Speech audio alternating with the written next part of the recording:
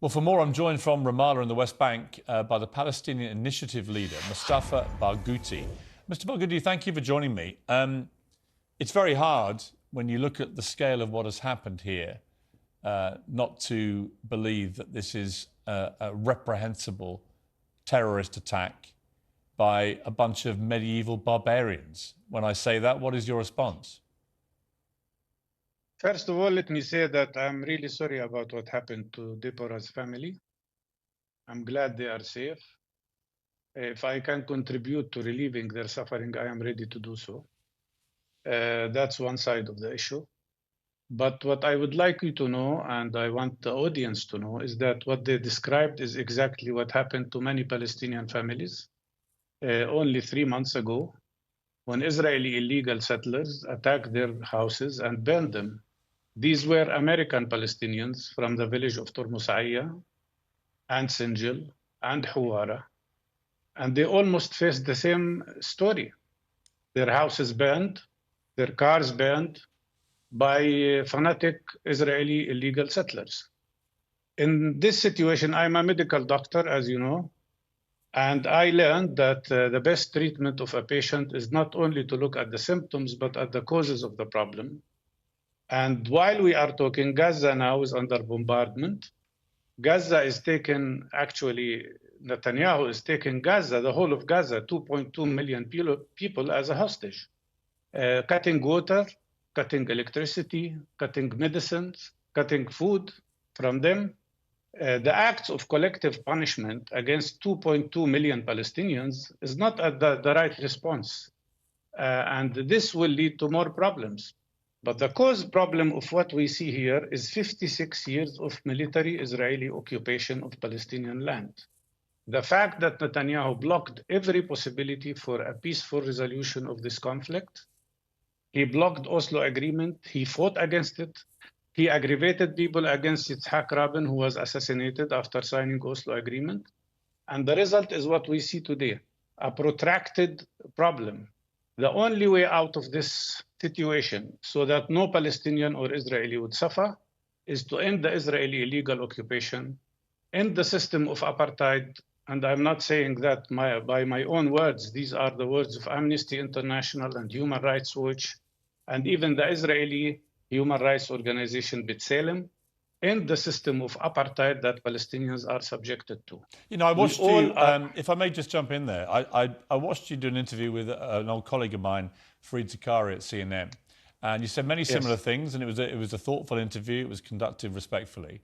But you said one thing there which I wanted to challenge you on now, which is you said that in these attacks, Hamas did not target civilians. I mean, that is clearly completely untrue. They deliberately targeted civilians. Would you like to retract that statement?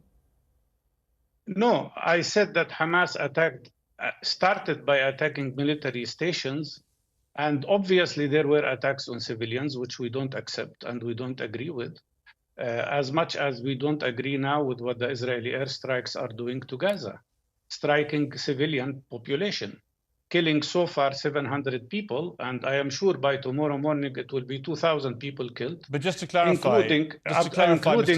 Barghouti, just to clarify, you do now accept they were targeting civilians, because you didn't accept that on CNN. No, I said I didn't have the full information. I know now that some civilians were killed, and this is unacceptable. I mean, it's not just some civilians. I mean, 260 mainly young people. Well, let me just say something. 260 mainly young people attending a peaceful music festival were machine gunned to their death by terrorists flying in, paragliding in with machine guns. I mean, it is hard to imagine a worse atrocity. Do you unreservedly condemn that act of terrorism?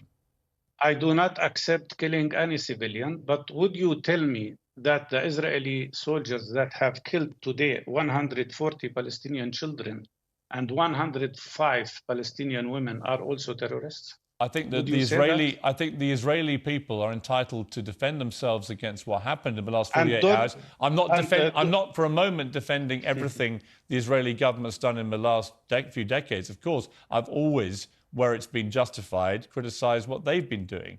But on this occasion, I'm not interested in playing whataboutery with you. I'm simply asking, do you agree with me? I'm simply asking you, do you unreservedly condemn the I slaughter of condemn any, 260 innocent people? I condemn any killing of any civilian, whether Palestinian or Israeli.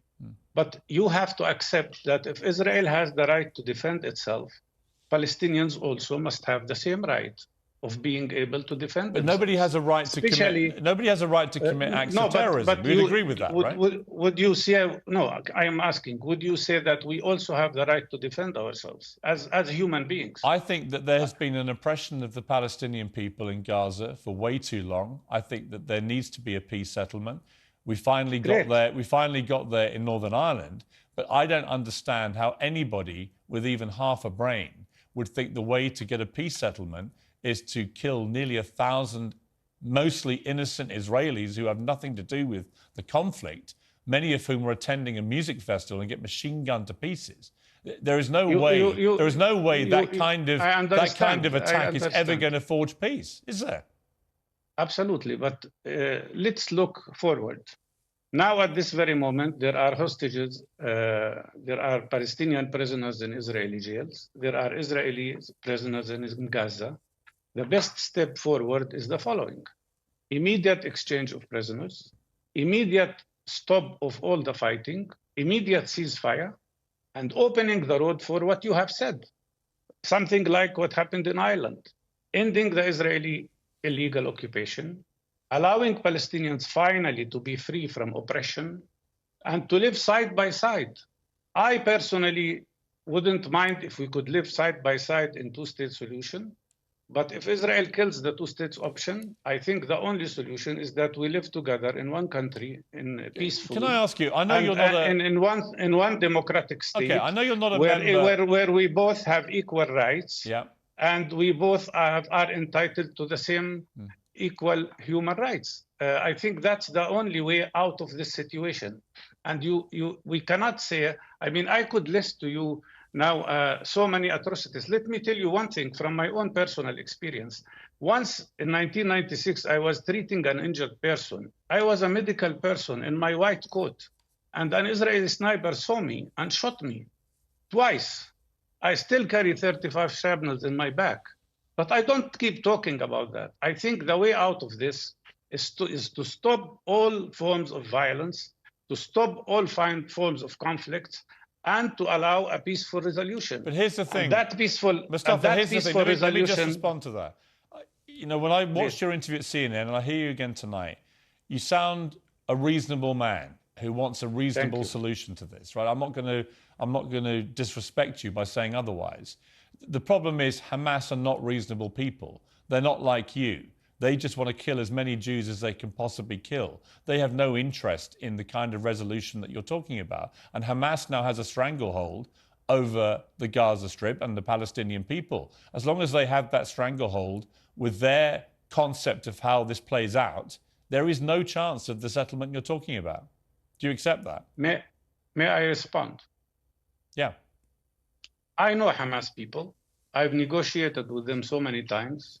I've debated with them many times about the value and power of nonviolent resistance. And I tell you, they are ready to accept two-state solution. They are ready to accept that.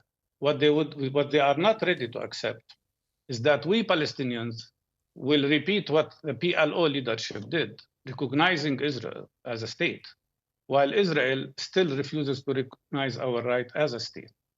You know, one of the main problems that Netanyahu created, and I think this man will be definitely put in front of many inquiries about what happened in the last 2 days or 3 days. But one of the worst things he did was to stand up in the United Nations only 2 weeks ago, carrying the map of Israel, including annexing the occupied West Bank, annexing the occupied Gaza Strip, annexing the occupied East Jerusalem, as well as the Golan Heights, which Israeli officially annexed. This map by itself drove everybody crazy. That meant that he and his government, with people like Smotrich, who doesn't hide away calling himself a fascist homophobe, they say that we should fill the West Bank with settlers and settlements so that Palestinians would lose all hopes of a state of their own. Okay. And then they will have one of three choices: either to immigrate, or accept a life of subjugation to the Israelis or die. Such statement by the second most important minister in the Israeli government does not lead to peace. And that's well, what on that people point, Mr. Yes. Begala, I would agree with you. I think some of the more hardline right-wing headbangers, frankly, that Netanyahu's put into his cabinet are coming out with incendiary rhetoric before this, which has been deeply unhelpful. So on that, I would agree with you. I've got to leave it there, but thank you for joining me. I appreciate it. Thank you. Thank you for giving me the opportunity. No, it's important to hear that side, and I appreciate it.